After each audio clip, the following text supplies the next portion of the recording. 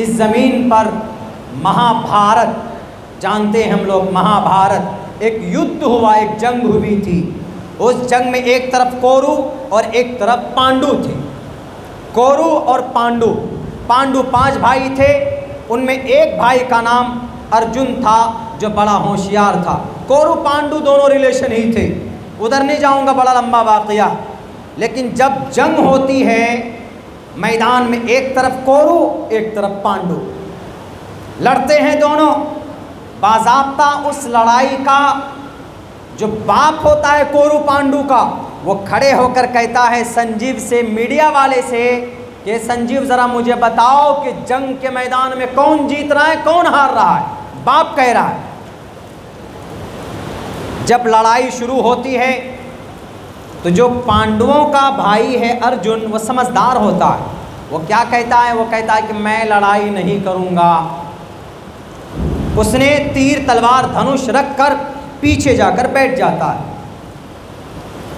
उसके बाद लड़ाई ख़त्म हो जानी चाहिए, नहीं, लड़ाई ख़त्म नहीं हुई, युद्ध ख़त्म नहीं हुई, बल्कि और जोश के साथ लड़ाई शुरू होती।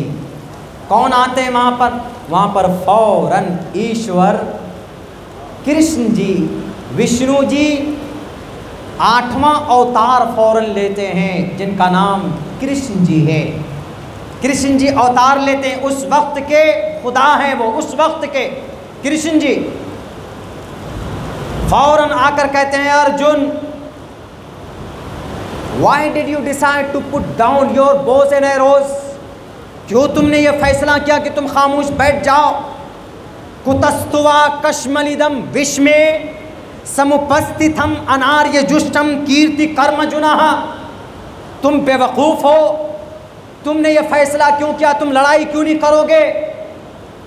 उन्होंने कहा कि महाते परमात्मा, हम कैसे लड़ सकते हैं? मेरे सामने मेरे चचा हैं, मेरे गुरु हैं, मेरे भाई हैं, मेरे पुप्पू का लड़का है, मेरे चचा का लड़का है, मेरे कज़न्स हैं, मैं कैसे मुकाबला कर सकता हूँ? उस वक्त एक खुदा उस वक्त का क्या कह रहा है कि नहीं, कुतस्तवा कश्मलिदम विस्मे समुपस्थितम अनार्य जुष्टम। दूसरे अध्याय का तकरीबन 6वां मंत्र है श्रीमद् भगवद गीता का।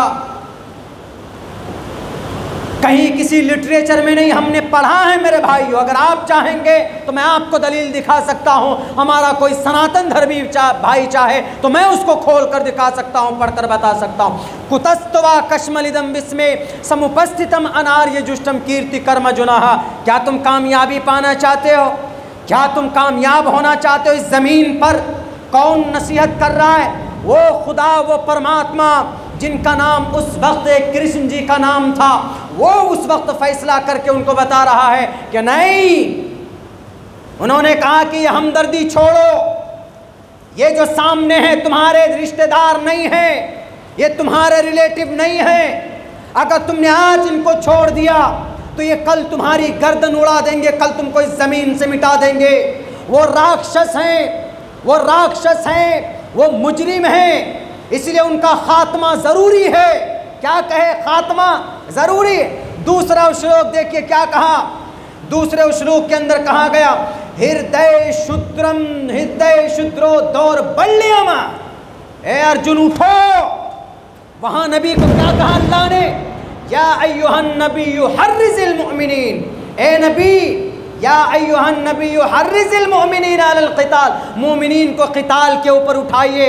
लेकिन किन लोगों के क़िताल? जो बदअहदी करते हैं, जो कानून को तोड़ते हैं, जो समाज के ख़िलाफ़ जो चापलूसी करते हैं, जो जासूसी करते हैं, नफ़रत फैलाते हैं, जो मुआहदे को तोड़ा जिन्होंने, उनके ख़िलाफ़ ये आवाज़ थी, उनके ख़िलाफ़ ये कानून था, उनके ख़िलाफ़ ये आयत नाजिल की गई थी। वहाँ पर श्री अर्जुन को कहा जा रहा है कृष्ण के ज़रिए कि शिद्रो हृदय दौर्बल्यमः, उठो तलवार लेकर और इन राक्षसों का विनाश करो। हमने कहा कि श्रीमद् भगवद गीता में श्री कृष्ण जी ने अर्जुन को कहा कि क़िताल करो, लड़ो, इसलिए कि राक्षस हैं। वहाँ पर अर्जुन जी को कहा जा रहा है, यहाँ पर अल्लाह के नबी को अल्लाह तबारक व तआला ने कहा, तो कौन से गुनाह की बात है? तब वहाँ के गुरुजी बोले कि हाँ, अब हमारे बात समझ में आई। हमने कहा कि गुरुजी, कभी कभी तलवार उठाना ज़रूरी है। हमारे भारत में हमारे भारत की किसी मुल्क से अगर जंग हो तो हम लोग दुआ करते हैं कि जंग ना हो, क्यों? अमन और शांति के साथ रहें। लेकिन कोई मुल्क अगर डायरेक्ट घुस जाए हमारे मुल्क में, हमला करे, तो फिर उनका मुंह तोड़ जवाब देना ज़रूरी है कि नहीं? सेम यही वाक़या पेश आया था 1450 साल पहले सीरतुन्नबी नबी पाक अलैहिस्सलाम की ज़िंदगी में। वही वाक़या पेश आया था 2700 साल पहले, जब हमने ये एक्सप्लेन किया, कुरान की रोशनी में उनके वेदात पढ़कर सुनाए, श्रीमद् भगवद गीता पढ़कर सुनाया। तो मेरे भाइयों, मुझे कभी उम्मीद है कि 70% हमारे यादव बिरादरी के जो भाई